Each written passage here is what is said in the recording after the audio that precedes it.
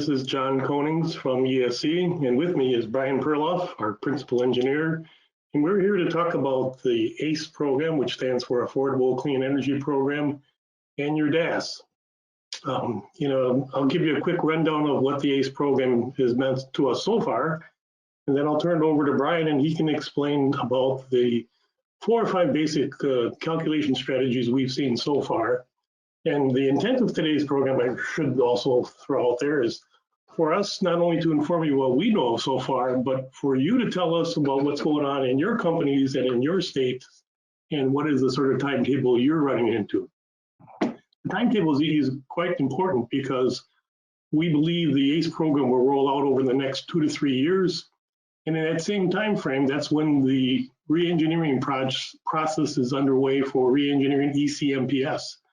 So you might run into where you have these 2 major programs competing or conflicting with each other.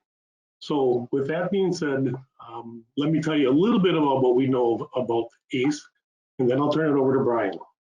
First off, ACE is unusual in the fact that it's very fragmented and inconsistent. And that's because the EPA does not necessarily have a standard approach to this like they have with the acid rain program or the EDU MATS program. It's being left up to each state to find how they want utilities, and that when I say utilities, I mean coal-fired and oil-fired facilities to achieve emission reductions and heat rate improvements. And so without this uniform program, states are looking at it differently, and you may have a company that operates in multiple states having to adopt multiple programs. So far, just so you know, there's a requirement that the states submit their plans to EPA by July 9 of 2022. And then after that, the EPA has about a year to review those plans and to approve of them. And then the facilities have about another year to 2 years to implement and demonstrate compliance. But that is also influenced by the type of calculation duration that the states are going to adopt. We've heard some states is going as short as 30-day rolling averages, and other states is going as long as a 3-year or 1,095-day averages. And so there's quite a bit of variations that we've run into so far already. We've also heard that some states have not even started doing anything yet, pending the outcome of the presidential election, which in today's post-election environment maybe made some sense. But either way, there's lots of things that are out there that are influencing people. And at this time, I'm going to turn it over to Brian, who he's going to explain from an engineering standpoint what we've also learned about how facilities and states are approaching. So with that, Brian, take it away. Thanks, John. I guess maybe to start with, we have been contracted by a few clients to go ahead and set up some ACE type calculations, although for the most part to date those have been basically running the calculations on multiple methodologies so that those clients could look at historical and real-time data in their DAS and see what the results look like.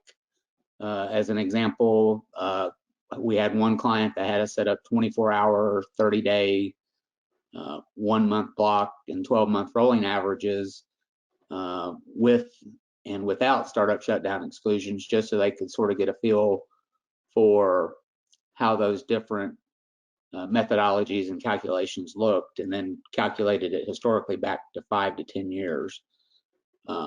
So we've done that for a handful of clients already, just so that they could get a better idea of what their data represented historically, so they could come up with what they felt would be a good compliance strategy. Our primary concern right now is that it was left pretty wide open for the states to either come up with a methodology that they would implement for their state, or even potentially allowing each individual plant or unit within the state to submit and get approval for a different methodology.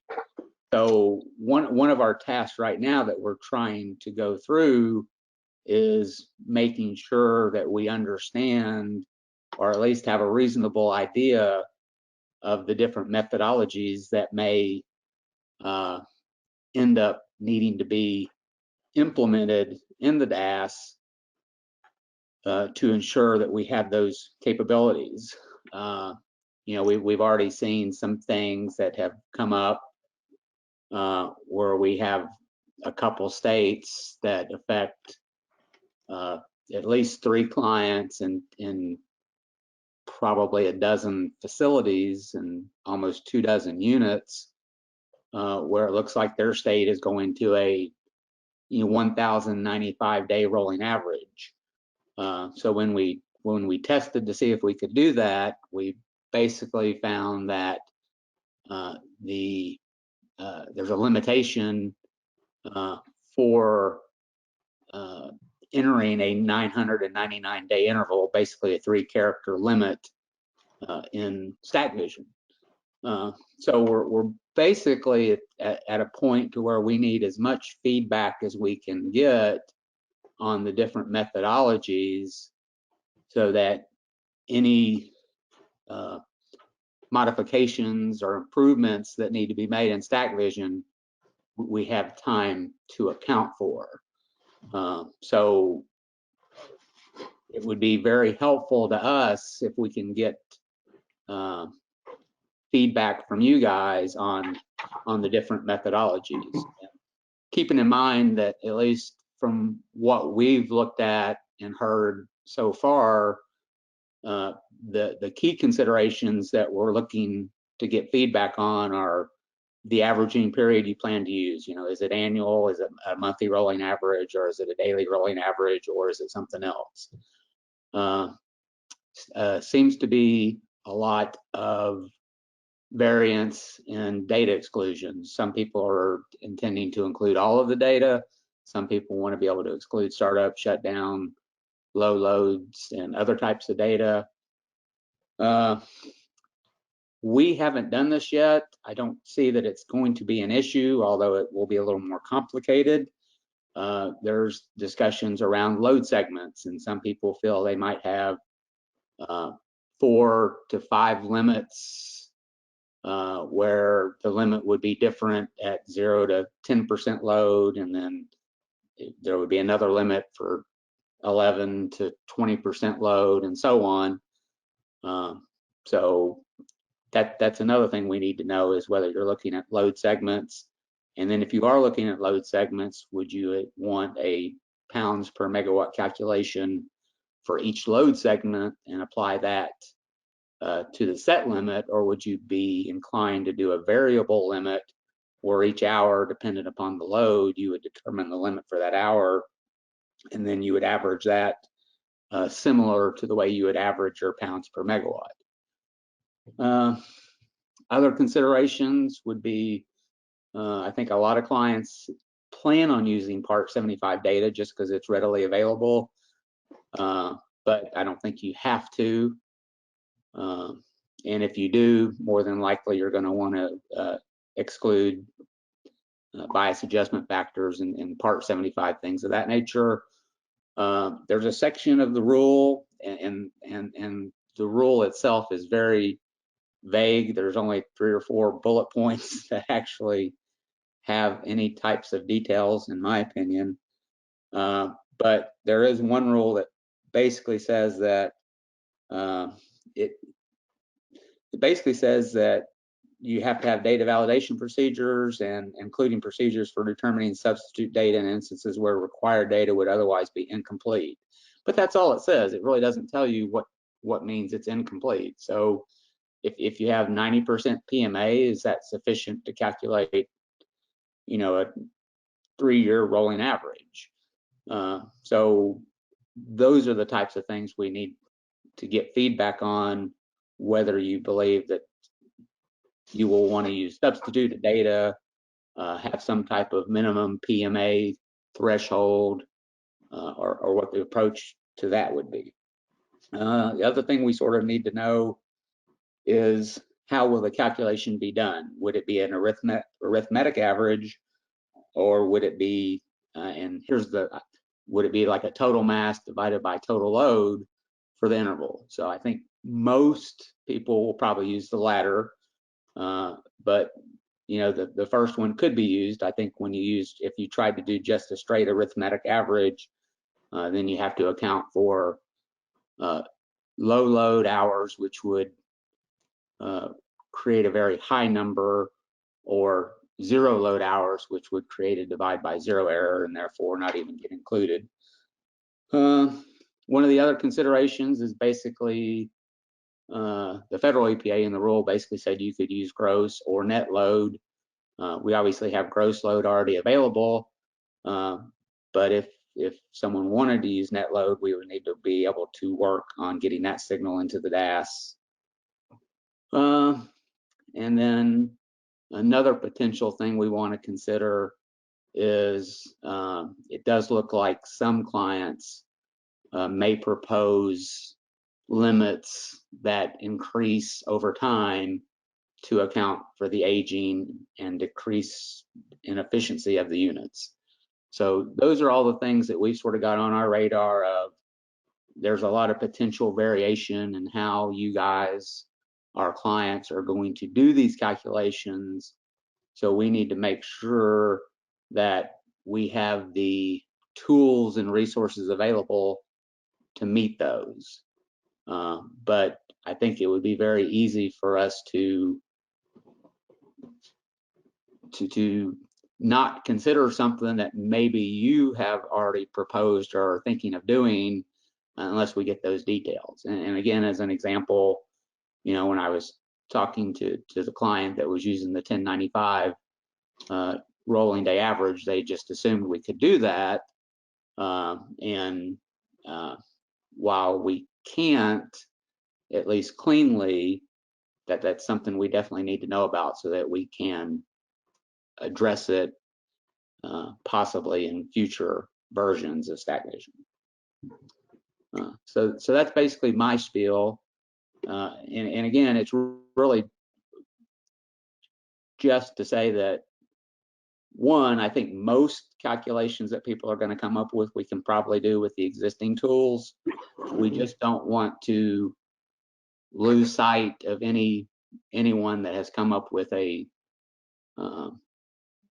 different methodology that we can't do currently without with the existing tools that we have available in StackVision. Hey, Brian, I've got a question from Eric Bowers. He's asking, in the case of the 1095D average, how is that accomplished within the software considering its 999D limitation? Right, and that's our issue right now, and that's sort of why we're asking for the feedback, is to make sure that any methodology that's come up with, we can handle.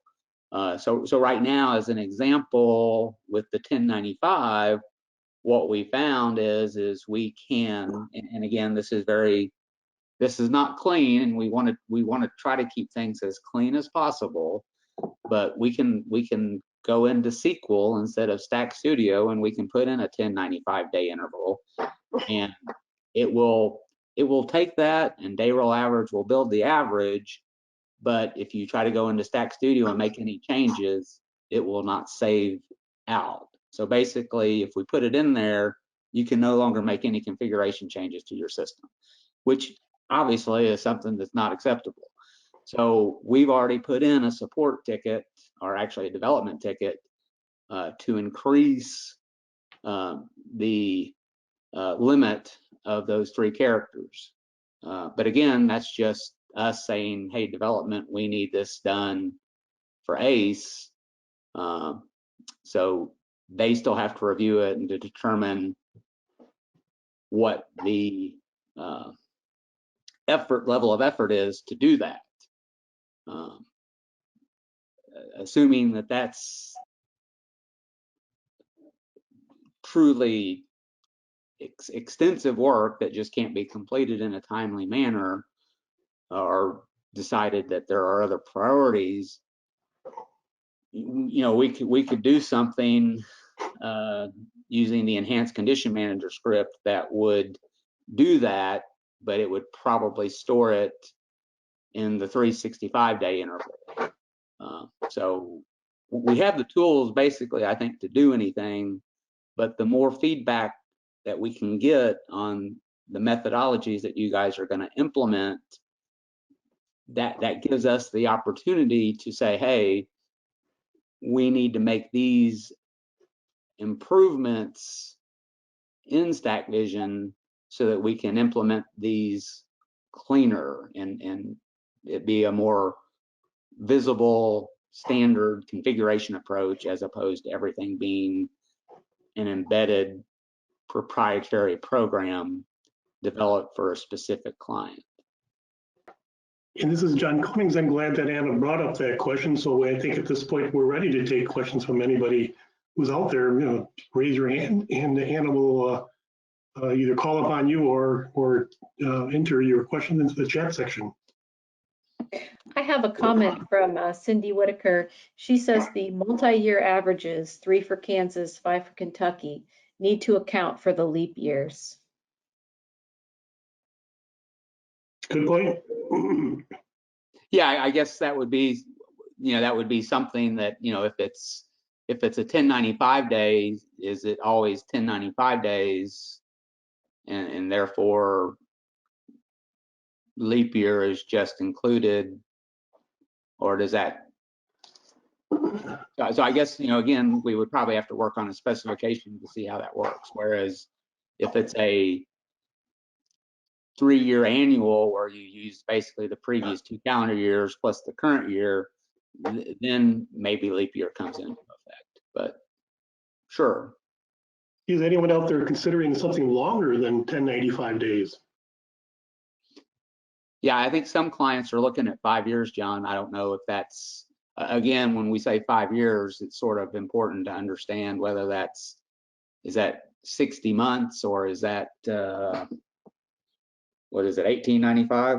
I'll get my calculator out. So 5 times 365. So 1825 days, or? Cindy says that they're considering 5 years, and I can unmute anybody who wants to talk, by the way. If you just raise your hand and let me know, I'll do it.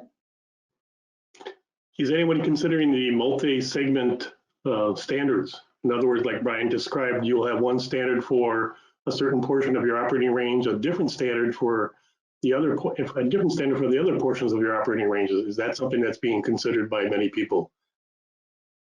Okay, is anybody considering using net generation as opposed to gross generation? So I have a question, or I'm sorry, a comment from Deborah Nilsson. She says that all options are still on the table in North Dakota. Good. I have a question from David Hilsheim. Are any customers using a net-based standard? I'm sorry, Anna, was the question, are any customers using a net-based standard? Yes. Okay, well, so far, at least with what we've seen, which is still pretty limited, everyone has done gross load, but based on the rule, you definitely could use net load. But any other comments from anybody, please? So in general, I guess at least it seems to me that some states are pretty far along in tracking, and other states might not have done a whole lot. Is that a group consensus? Does anybody know that their state has done nothing up until this point because they're waiting for the presidential election to be decided? David Hilsheim says Colorado has done nothing. I am also working to try to unmute somebody who wants to speak, but I sent an audio pin, and I believe you need to put in that audio pin before you can unmute. I've got a question from Jason Prentice. He says, how about units that share a common steam turbine electrical generator and therefore report steam flow rather than electrical load under Part 75? I would have to look at that. I don't think I read anything where it talked about a common steam turbine generator. Let me pull something up real quick. I'm sorry, if I can find it. I know the rule is pretty, there's a section in the Federal Register that talks about it is by unit, so that if you had like a common stack, that compliance is still based upon, is based on a unit. I hadn't considered a shared steam turbine generator though. Yeah, I'll go ahead and chime in on the last question. So the only thing I was able to find on that previously was on page 3,000 or 30,200 or 32,556 of the Federal Register. And it basically says that you're neither allowed to average across designated facilities located at a single plant, nor average or trade between designated facilities located at different plants. It went on to basically says it's a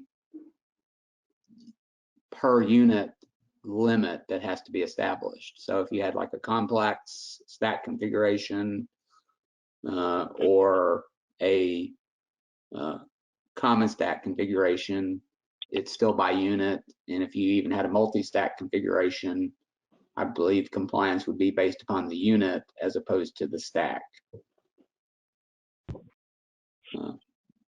Not sure, John, what would your opinion be if it was units that tie to a common steam turbine generator though? That's a tough one. Those are, in my opinion, those units are fairly rare, and I think in this case the EPA just didn't think about that situation. And I think in this particular sites needs to get together with their state as quickly as they can if they haven't already, and point out how they are configured, and probably needs to take the lead in suggesting what calculation approach would work best for them. I also want to kind of point out to you one thing that Brian and I learned from Steve Norfleet of Agora Engineering, that used to be RMB Engineering. Steve did point out and has said publicly several times that when the EPA kicked this program to the states, it kind of assumed that the states had people who are experienced or experts on how power plants and turbines work and all this sort of stuff. That's not always the case. And so this may be a situation where this particular facility's configuration is so unique that you need to take the lead on this situation. Otherwise, you may be dealing with someone in your state who really doesn't have much experience and may be proposing or want to go with something that is not really adequate or fair to you.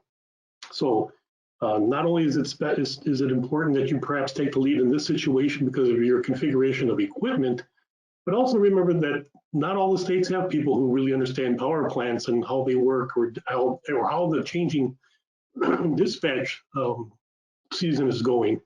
With natural gas taking over so much more of the generation and coal and oil being dispatched less and less, even using historical data, it may not be helpful because 10 years ago, coal was king and it ran a lot. I don't think coal will be operated and dispatched the same way in 10 years from now. Yet you're trying to come up with a standard or a plan here to keep your units running and to keep them viable for the next 10 to 20 years. John, I've got a couple statements from Dave Darnell regarding Nebraska. He says that Nebraska has had most of their utilities submit their plans and the state has just started their review. Opinions vary between the utilities and the state regarding which method is the best for averaging, etc. The state defers to the feds for many things, so we do not know which way our state will go. And he went on to add that considering the election results, if the incumbent is not retained, what are the odds that ACE will be dropped and the CPP will rise again? If I knew the Hey, answer to that guys. question, I'd be at an Indian casino right this minute.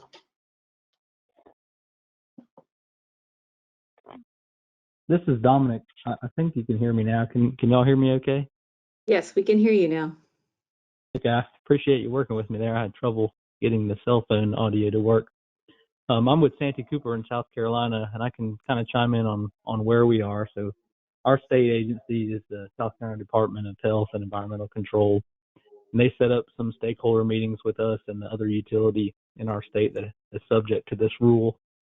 And, essentially they asked us to provide them with some answers to a questionnaire for us to go over what our proposed approaches will be in terms of setting a standard and how we're going to evaluate which candidate heat rate technologies are applicable for our facilities.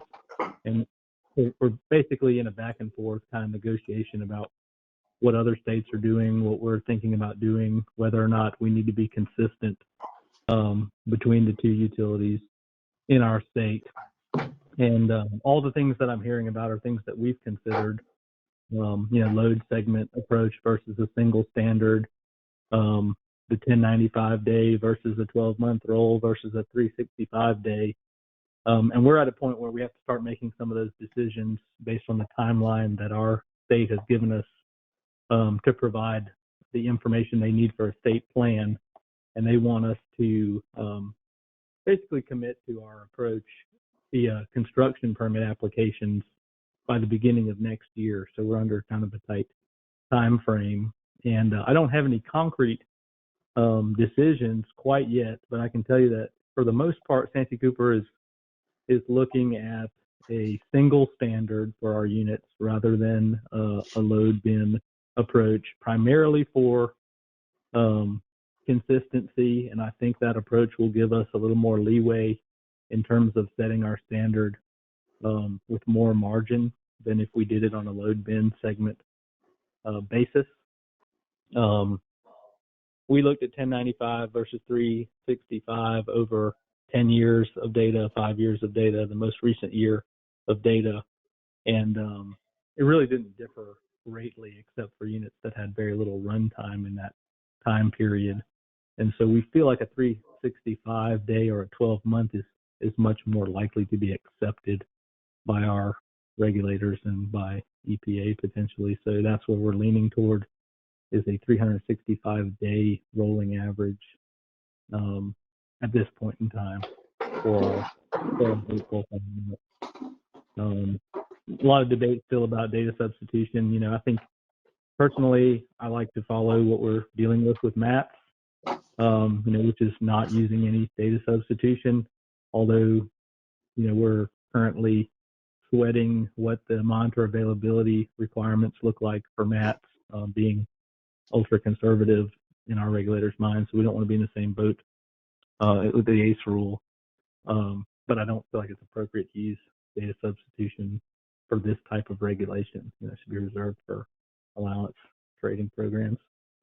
But we do plan to use our SIMS, Part 35 SIMS data for compliance with this rule.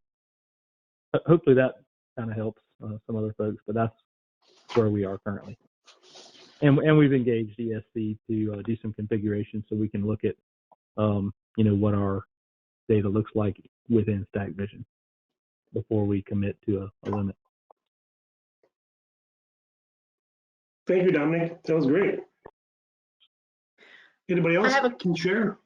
I've got a couple other comments here from Jason Wilkerson. He says that Longview Power's, I assume West Virginia, it says WV. My assumption is West Virginia. Draft permit seems to point to using net generation instead of gross generation. I've got a couple comments from Kara Givens. She says that Oklahoma DEQ has been working with OG&E on a process, but no approvals have been made. Most likely for Oklahoma, the data averaging is noted data exclusions, and averaging is last 8,000 to 17,000 hours. We will also have 3 to 4 load range limits. Also not using data substitution. Got a comment here from Dave Darnell. He says, in Nebraska, the utility with the largest service territory made presentations to the state to assist them in understanding how the HRIs and other aspects of the ACE were applied in our submitted plans.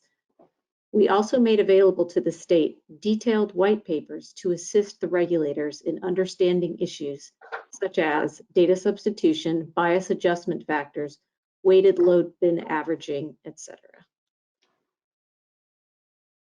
I'm glad to see that Dave's company in Nebraska there took the opportunity to educate the regulators as what the relevant issues are. That was very good. Yeah, and I think what works best, unmuting seems to be a little confusing, especially with the phone, if people are calling in. If I just make you a panelist, it seems like you'd be able to speak. So if anybody wants that, please just let me know and you can make your comments freely. And let me leave you with one more plug that ties into both those panel sessions next Tuesday. As you can know, that the ACE program here is going to involve, it's going to probably roll out over the next 2 to 3 years, maybe even a little longer, maybe not. But during that same period of time is when the ECMPS reengineering is going to be undertaken. And that's what Chris Worley is going to be talking about. And so I'm very concerned that these will be two major data system configuration requirements. If you are a MATS reporting facility, you're going to have to make changes to your EDR files to accommodate the new MATS reporting requirements that begin in 2024. If you are not a MATS reporting, but the ECMPS tool is being replaced by another new tool, you're going to have to spend time coming up to speed on that new tool. Then at the same time, you're going to be dealing with ACE. So you can see where there may be some conflicts, both for budget reasons and for manpower and engineering time going on for the next 2, 3, 4 years. And so I just want to bring that to everybody's attention that these are both types of situations where you can't fully expect to call up ESC on a Monday and have them drop what they're doing and start on your system that day, because everybody else is going to be in the same boat as you are. So you need to plan ahead. You need to budget for these things. You need to let us know in advance what your ideas are.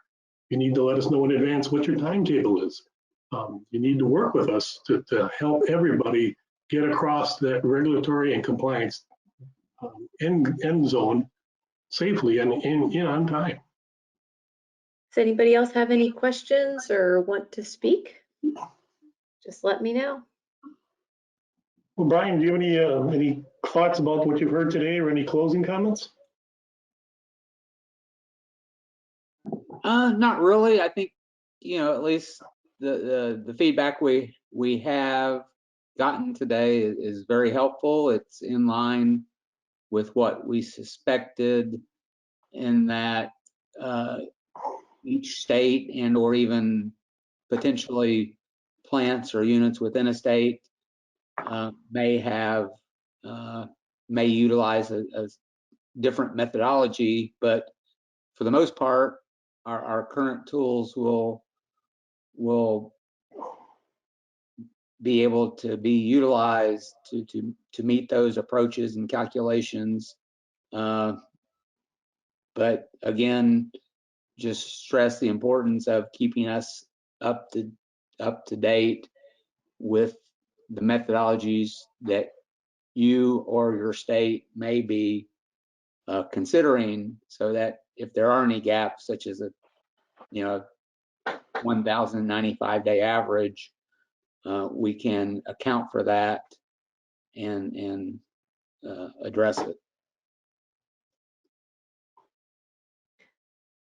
I have a comment from Dave, which is so long that I wish I could just unmute him so he could say it, but I will try my best.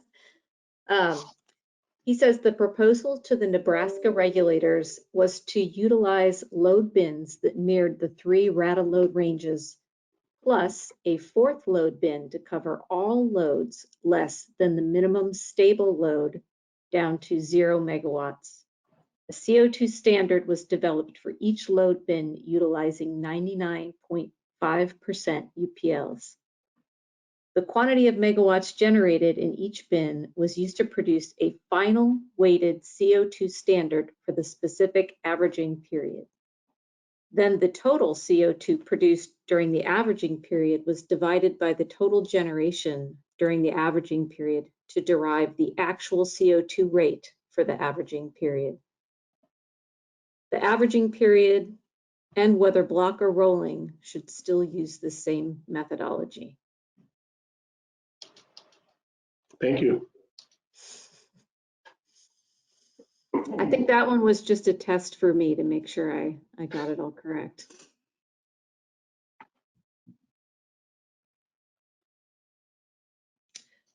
John, do we want to compile some of these comments and make them available to the folks that are participating? Some are rather long in nature. If we can, that'd be great. I tried to take some notes, but I don't know if anybody can read my handwriting or whatever else, but I'll certainly do my best. Yeah, we can definitely send these out. So I think there was a lot of really good information that people provided that they might be interested in. Sure. Why don't you and I talk about doing that offline, Anna? Okay. Thank you very much, everybody. You can always call us or email us if you have any thoughts. Thanks again. Bye-bye.